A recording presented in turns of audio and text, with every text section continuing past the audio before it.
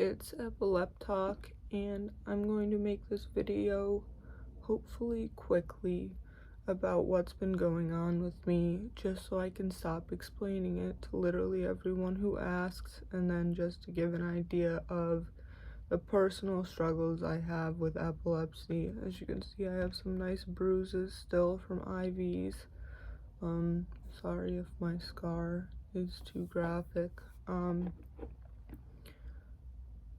We're gonna do some vocab today, and that's gonna be electroencephalogram, which means an EEG, and it's a test used to monitor the electrical activity in your brain. And I say that because we'll get into that, but basically I got my VNS surgery and it was very painful, very stressful. My car broke down, had another really stressful event happen, and that was a Tuesday night, I believe, and it caused me to have a grand mal seizure, a tonic-clonic. My mom walked in, she had witnessed it, and after a year and a half of not having seizures, she was like, "What's going on?" And then we get into the next day, and I just start having seizures left and right. Like, sorry, I'm so tired. I'm on so many meds.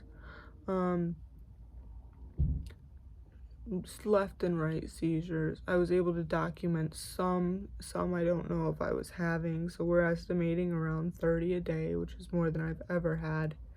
And basically I was having focal onset, where I was remaining conscious, partial complex, where I was having absence seizures, and I was like blinking and tapping my fingers, and I really had no idea what was going on, and I was just drawing blanks. I had drop seizures, so atonic seizures, where I would just drop to the floor. I screwed up my elbow. This is my shoulder. I screwed up my shoulder, and I started having grand mals as well. I call them grand mals because that's what they were when I was diagnosed, but they're called tonic-clonic now. Basically, I was having, it started with like 10, 15 a day and just started getting more and more. And it started with just the focal onset. I found out that I was having focal onset seizures way before my surgery, and I was freaking out and having like these mental breakdowns, and there were points when I'd like completely lose it, and we realized I thought I was having auras, but apparently the only time an aura is actually legitimate is when you're having a grand mal. And since I wasn't having grand mals, I was having focal onset seizures, and they were causing me to act like a complete idiot and do stupid stuff and cause stupid issues, and I wish I had known. But getting back to last week, it started as those mixed in with partial complex, so absence seizures. It was just happening all day. I started losing my ability to speak and walk and talk, and I said speak, not talk, eat. My brain wasn't registering I was hungry. There was no signal being sent, so I ended up going a week without eating because my brain was telling me I was full and I didn't want to eat. When I did eat, I did get that message and it would make me throw up. So I couldn't eat. I was being kept alive through an IV. They were giving me fluids and calories, but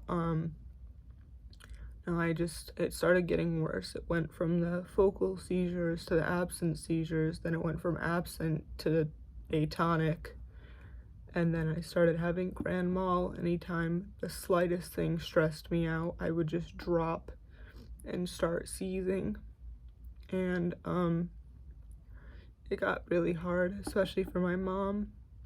I didn't really know what was going on, but I have like a lot of family really worried about me, and I'm still not doing good, but it got to the point where I was having like up to 4 grand mal a day if it was too stressful. I think that's the worst it got.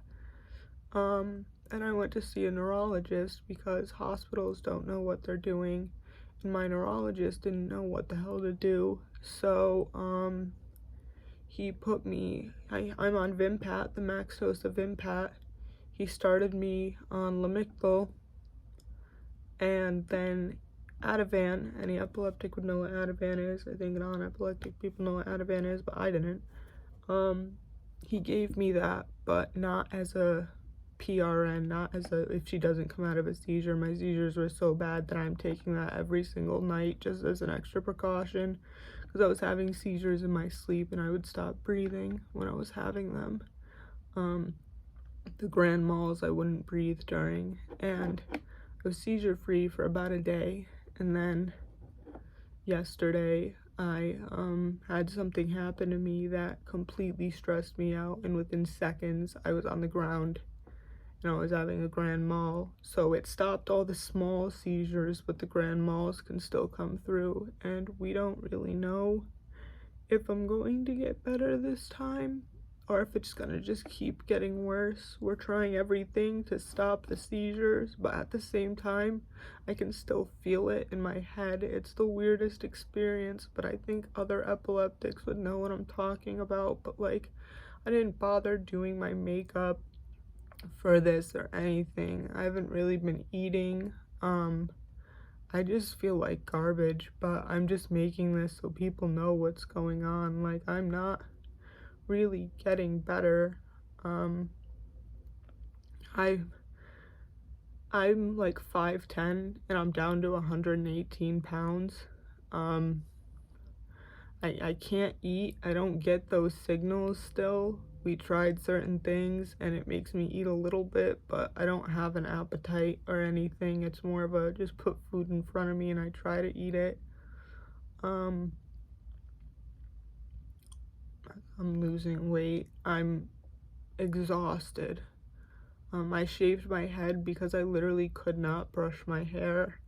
And also with the EEGs, the electroencephalograms, you get glue stuck in your hair, it gets itchy, it makes it more difficult. And since I'm gonna be getting a lot of those, we just decided to shave it off because it makes it easier. But it's been really hard for me and my family because no one knows what's going on or why it's getting worse or why it won't get better, and we can't find anything to even help me. And it's getting really worrisome because in the hospital, the amount I was having and the fact that I wasn't breathing, and the hospital staff, we didn't know if one day my mom was gonna get a call and say that, I hadn't woken up from my sleep because my seizures are getting bad. Not only are they turning into worse seizures more frequently, but they're lasting longer too. And the fact that through the Vimpat, Lamictal, and Ativan that I still managed to have a seizure is very concerning. And we don't know what to do, but I don't have the motivation to even like really get out of bed anymore. So that's why, there's no effort put into this right now, but I just wanted to tell the whole, I think like 40 people who watch these what's going on, and then if my family asks, I can just show them this. But yeah, thanks for watching.